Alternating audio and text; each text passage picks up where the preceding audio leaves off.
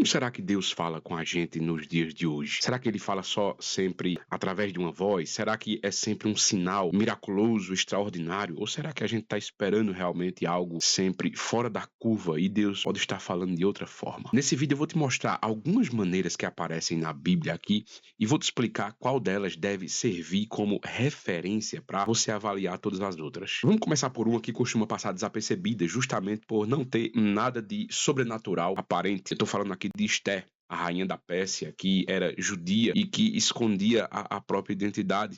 Ela descobre um plano de extermínio contra o povo dela e ela hesita em se arriscar, porque aproximar-se do rei sem ser chamada poderia significar a própria morte. Mas aí o primo dela, Mardoqueu, diz assim: olha, não imagines no teu íntimo que por estares na casa do rei, tu escaparás, só tu entre todos os judeus. E quem sabe se para tal tempo como chegaste a este reino, ou será que não foi para isso que Deus te colocou exatamente nesse lugar? Repare, nenhum anjo aparece, nenhuma voz do céu aparece para dizer isso, só a soma das circunstâncias mesmo. A posição de Esther ali, o momento exato, a urgência da crise, lida com olhos de fé. E Deus, ele fala. Deus fala muitas vezes, irmãos, através da providência. O jeito como a sua vida foi posicionada até agora. Só que as circunstâncias nunca são provas isoladas.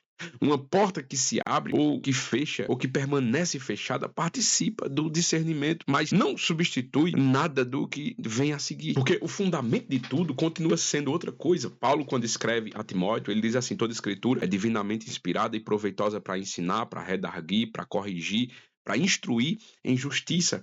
Isso não é só Deus pode falar pela Bíblia, simplesmente. É muito mais forte do que isso, irmão. A Escritura, ela é o padrão pelo qual qualquer outra suposição ou suposta direção, ela precisa ser examinada, precisa ser posto à prova. Se alguém diz assim: Deus falou comigo, mas aquilo contradiz claramente o que já está escrito, você não precisa colocar a experiência e nem pode, na verdade, colocar essa experiência acima da palavra. Nunca despreze aquilo que Deus ele já revelou, procurando algo novo para ele dizer. Isso não significa, obviamente, que o Espírito Santo ficou em silêncio depois que o cânon foi fechado, porque Jesus ele promete aos discípulos: quando vier aquele Espírito da verdade, ele vos guiará em toda a verdade, porque não falará de si mesmo, mas dirá tudo o que tiver ouvido. E repare na última parte do que Jesus diz, irmão. Ele vai falar o que já ouviu, não algo novo, não algo que foi desconectado, descoberto agora, não. O Espírito pode convencer, direcionar, trazer clareza, pode impulsionar a obediência, mas a impressão que você sente, ela precisa ser examinada. Do mesmo jeito que a Bíblia manda: não extingais o Espírito Santo, mas ela também diz: examinai tudo, retende o bem. A fé, irmão, ela não pede para escolher entre a abertura ao Espírito e o discernimento.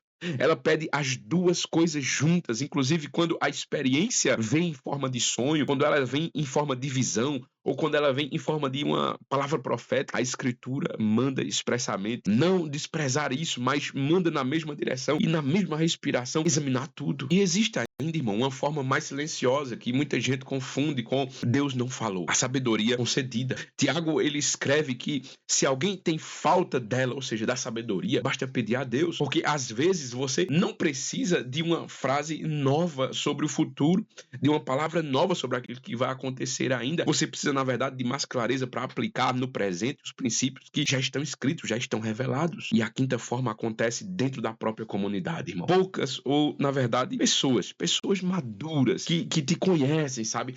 Que são capazes de discordar de você, porque a palavra de Deus diz, irmão: onde não há conselho, frustram-se os projetos, mas na multidão de conselheiros eles se estabelecem. Deus pode usar, irmão, alguém para te ajudar a enxergar isso, e isso não transforma toda opinião religiosa em palavra de Deus, obviamente. Mas veja, o conselheiro, ele não substitui Deus. Pastor, um ministro, ele não vira um oráculo, mas óbvio que sim, ele pode trazer um esclarecimento da parte de Deus. Esse vídeo está te ajudando, irmão, a reconhecer aqui as formas de direção que talvez você está enxergando e não enxergava. Deixa um like, se inscreva nesse canal, porque isso ajuda com que essa mensagem chegue a mais alguém que está tentando também ouvir Deus com mais atenção. Veja, irmão, Deus ele nos deixou a sua palavra. O Espírito Santo continua agindo no nosso meio.